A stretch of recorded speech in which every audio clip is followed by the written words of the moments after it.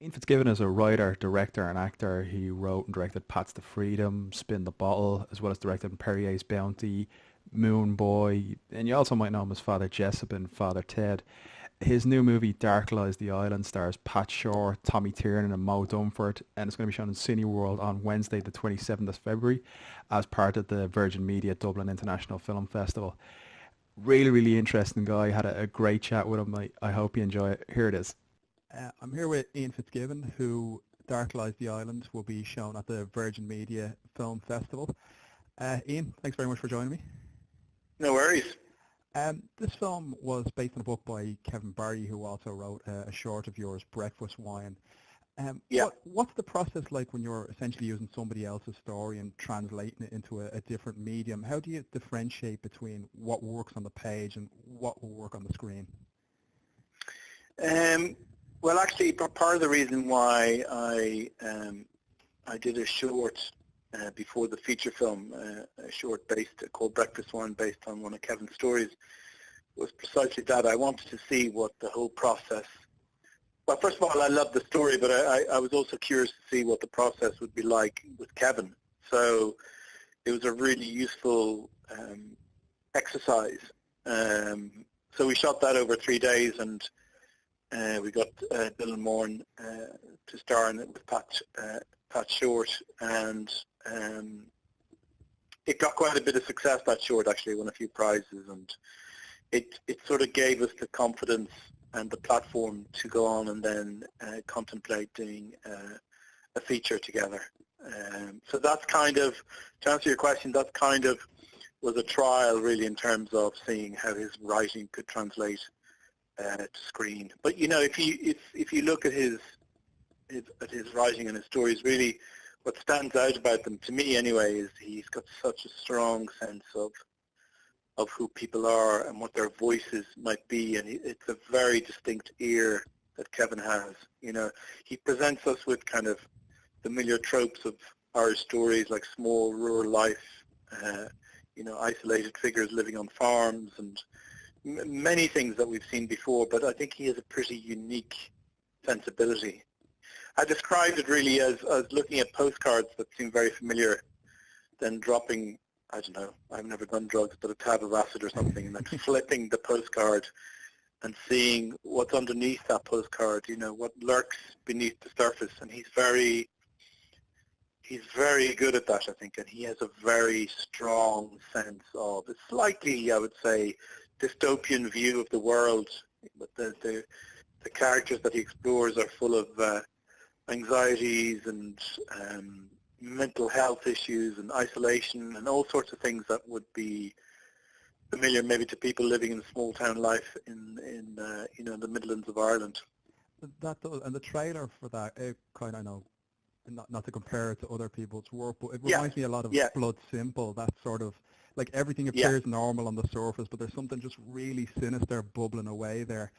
Obviously, there is. You're right to draw those comparisons, because really what we were both kind of drawn to is a kind of slightly dystopian, gothic, rural. It's almost like an opera, you know. And I approached the film in a very, you know, I've done a lot of television in the last, I don't know, 6 or 7 years since my last film, and I really wanted to do something that felt, in terms of my approach anyway, felt different to the kind of work that I've been doing in television. I was very keen to explore how to direct something emotionally, you know, viscerally, to try and capture a mood or a feeling that has as much importance as story. So it was really interesting, actually, and we had a fabulous cameraman, Cathal Walters, who really surpassed himself. I think he gives a beautiful look for the film. That is something that really stands out for me in your work. I'm just thinking of things like Death of a Superhero, where it was very grounded, but then would go off into these fantastic animated scenes, not unlike your TV work on Moon Boy. the visual aspect and making everything look unique is something you obviously put an awful lot of work into. What's the driving force behind that? Is it other directors? Is it art, photography? I don't know. It's a really good question. You know, I've often asked myself, well, what is the grow? You know, what is it that drives me? I think really, in terms of things like Death of a Superhero, and certainly in terms of Dark Lies the Island, I've always been fascinated by the visual side of things, and I've been blessed with the cameraman that I've worked with. And I when I sat down with Cathal to discuss how we were going to do Dark Lies the Island, I was kind of very keen for him to understand that I wanted to convey moods and I wanted to convey psychological states of mind. I wasn't interested in a kind of objective naturalist realism. I really wanted people to feel like almost trippy, you know. So I was just so I said I really wanted to push the colours, the landscape. I really wanted people to feel like they're experiencing something on a sort of an emotional level rather than, you know, it's not Ken Loach, it's not social realism, put it that way. It's the opposite of that in many ways. And that's something I think kind of Irish cinema seems to be essentially finding its feet or finding a new identity, whereas previously things kind of had to look like, you know, a Roddy Doyle adaptation or had to be a crime like okay. With something like this or things like Michael Inside or even the Katie Taylor documentary getting funded, what do you see in the future for Irish cinema? Like what do you think is the next wave going to be or the next movement for Irish cinema? Well, I mean, here's the thing, right? I mean, I've worked away for a long time now, and as I said to you, I think the last thing I did here was Moon Boy, which is, I don't know, 3 or 4 years ago, and then before that was my film.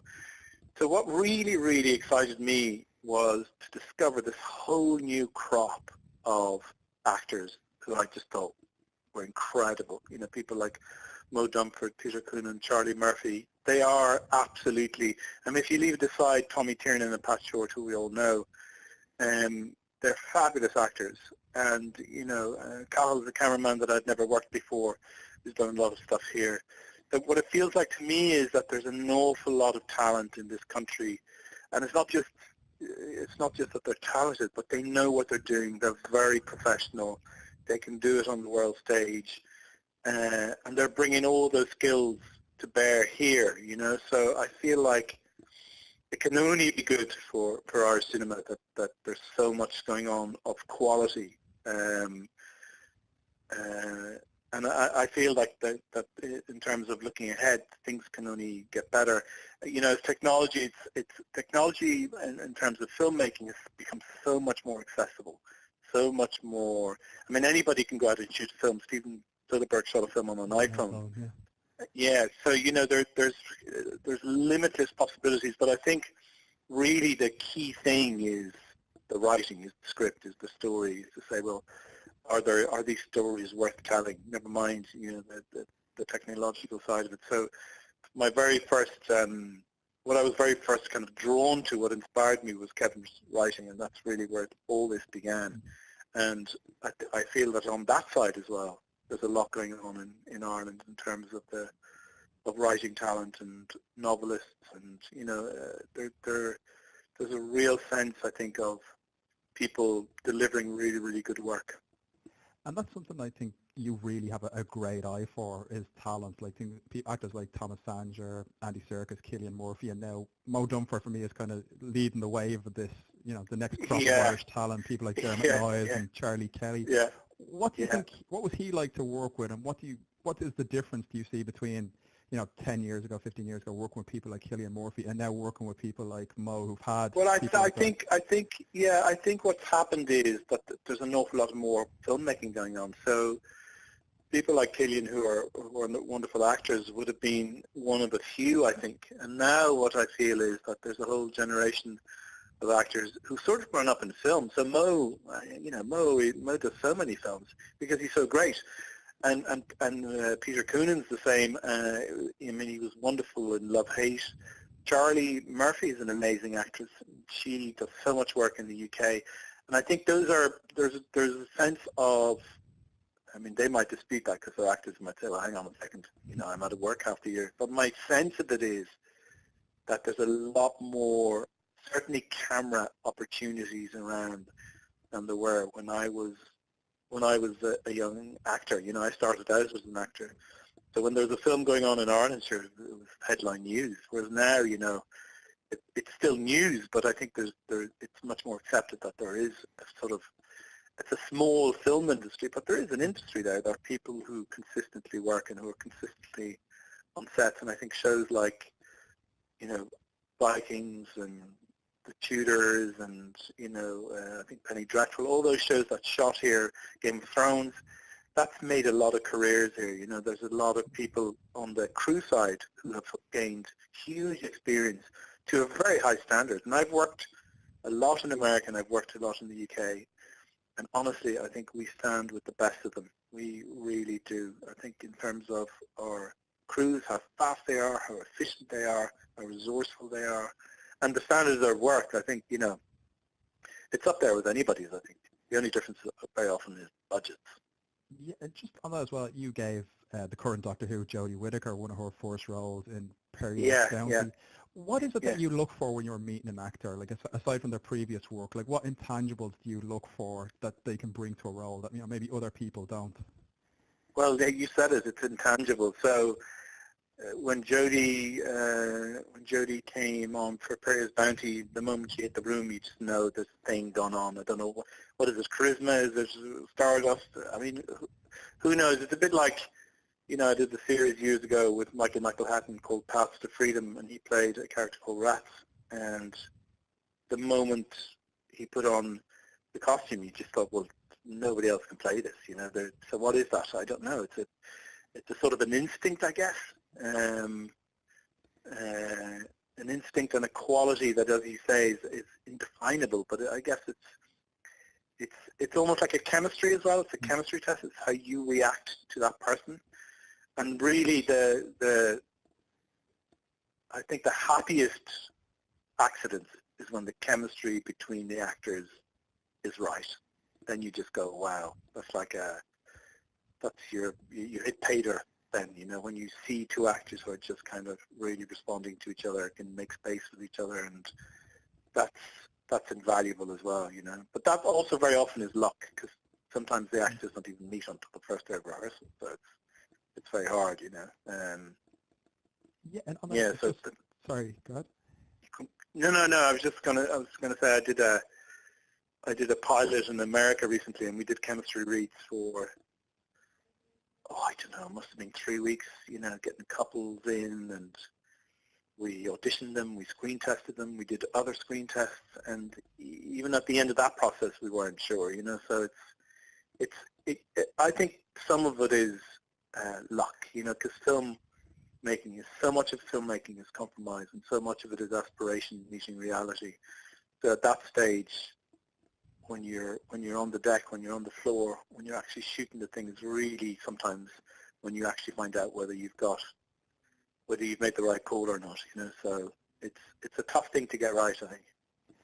You've spoken there about Tommy Tiernan being having a prominent role in that. Are you worried when you cast someone like that who's, you know, relatively inexperienced as an actor, but he's hugely famous over here? Are you worried that his casting might take people out of the movie and kind of, there's, you know, famous comedian Tommy Tiernan, and what do you look for? Absolutely. I mean, but I also know him. I know him. He's a good friend of mine. I know him quite well, and I know him in repose. I know him off the stage. So I saw something in him that I felt was absolutely right for this particular. He plays a very strange character in the film. So in fact, I think I've been vindicated by that. He gives a stunning performance in it. So, but yeah, that's precisely the point. There's always a part of you that thinks, "Am I mad? Is this going to work?" And I'm sure when he took it on, he was thinking the same thing. You know, is this? Am I going to be able to do this? You know, but he's up for a challenge. A fellow Father Ted alumni as well. Yes, that's right. That's probably one of my last jobs as an actor, actually. I'll always remember that. Extraordinary, absolutely extraordinary. 20 years ago now, I just saw it. It's amazing how well that's sustained and how that's just seeped into the public consciousness. I can't believe you just said 20 years. Oh my God. Yeah, I felt as old as you did when I saw that. Oh my God, yeah. You said there it's been 8 years since your last feature, Death of a Superhero. Yeah. How difficult is it, even off the back of something like that, which was very well received, how difficult is it to get financing for the movies, especially something like this, which isn't what you would call a conventional Irish film, and especially something like Death of a Superhero, which also wasn't. How hard is it to get financing for something like this film or for Death of a Superhero without compromising what brought you to that film in the first place? It's tough. It's tough, It's I mean, Death of a Superhero, I think, was about 5 million. The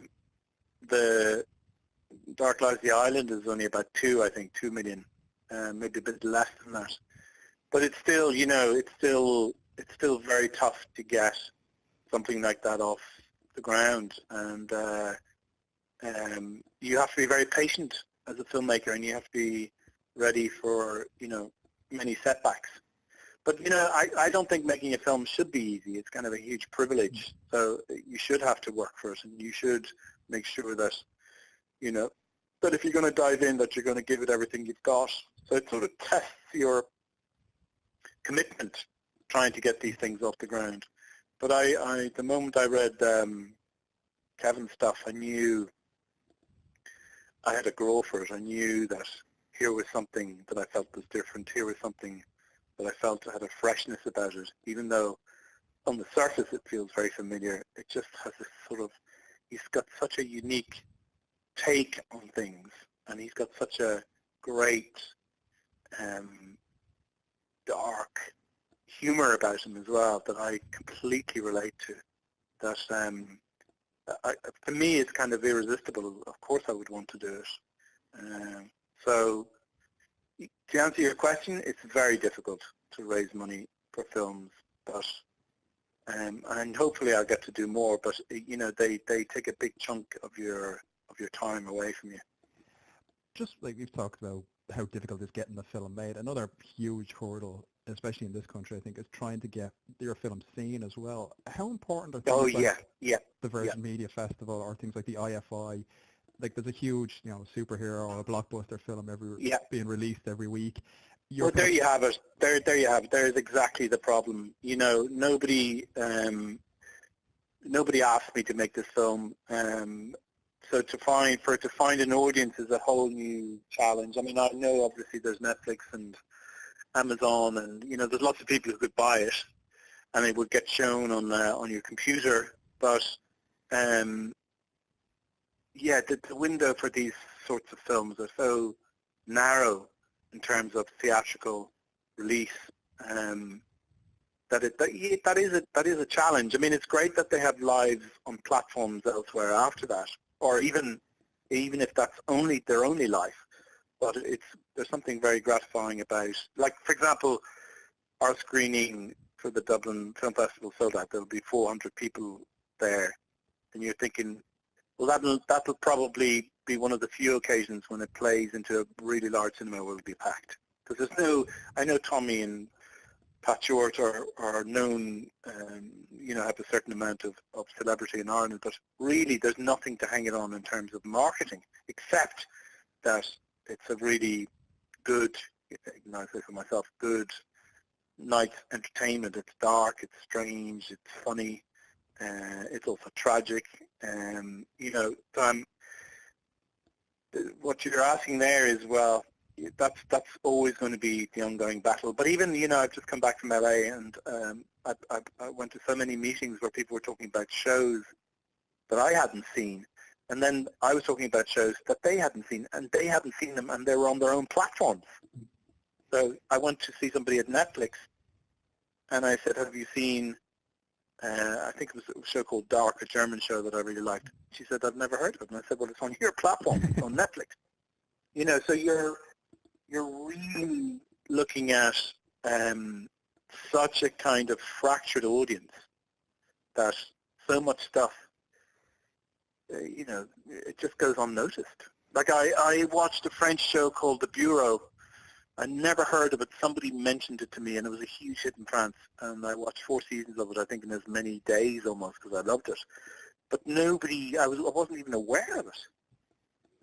So you're kind of going, well, bloody hell, there's a massive show, and I'm not aware of it. So it's very hard to exist, I think, and to have a profile as a film, or even as a TV show for that matter, in this kind of, I mean, the good news is, here's the paradox. The paradox is, I go to LA because I'm talking about doing an American version of this show I did years ago called Paths to Freedom, and there's quite a bit of interest in that, right?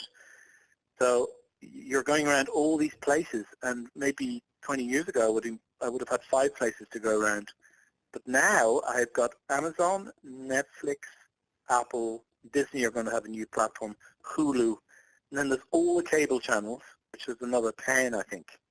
And you're kind of going, this is extraordinary. There's so many places where an American version of Paths to Freedom could be. But on the other hand, when you look at the size of the audience for each of these places, it's actually quite small. And they're all struggling with that.